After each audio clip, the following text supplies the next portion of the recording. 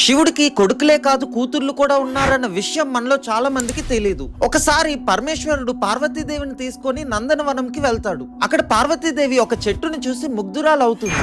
ఆ చెట్టే కల్పవృక్షం. అది కోరిన కోరికలు తీర్చే చెట్టు. అయితే ఒకసారి పరమేశ్వరుడు బయటికి వెళ్ళినప్పుడు పార్వతీదేవి ఒంటరిగా ఉంటుంది. అప్పుడు ఆ చెట్టు కింద కూర్చొని తనకు ఒక కూతురు కావాలి అని కోరుకుంటుంది. అప్పుడు కల్పవృక్షం వల్ల పార్వతీదేవికి ఒక కూతురు పుడుతుంది. శివుడు లేనప్పుడు పార్వతీదేవి శోకాన్ని అంటే బాధని దూరం చేస్తుంది కాబట్టి అశోక అని, తను ఎంతో అందంగా ఉంటుంది కాబట్టి సుందరి అని, అలా అశోక సుందరి అని చెప్తారు. పార్వతీ పరమేశ్వర్ల తల భాగం నుంచి ఉద్భవించిన ఒక జ్యోతి నుంచి ఒక కూతురు పుడుతుంది. తనే జ్యోతిదేవి. జ్యోతిదేవినే జ్వాలాముఖి కింద నార్త్ ఇండియాలో పూజిస్తూ ఉంటారు. పద్మపురాణం, దేవి భాగవతం ప్రకారం కశ్యప మహర్షి ఒక విగ్రహాన్ని తయారు చేస్తాడు. అయితే శివుడి శక్తి ఆ విగ్రహంలోకి ప్రవేశించి ఒక పుత్రిక జన్మిస్తుంది. మనసు నుంచి జన్మించింది కాబట్టి మానసాదేవి అని పిలుస్తారు.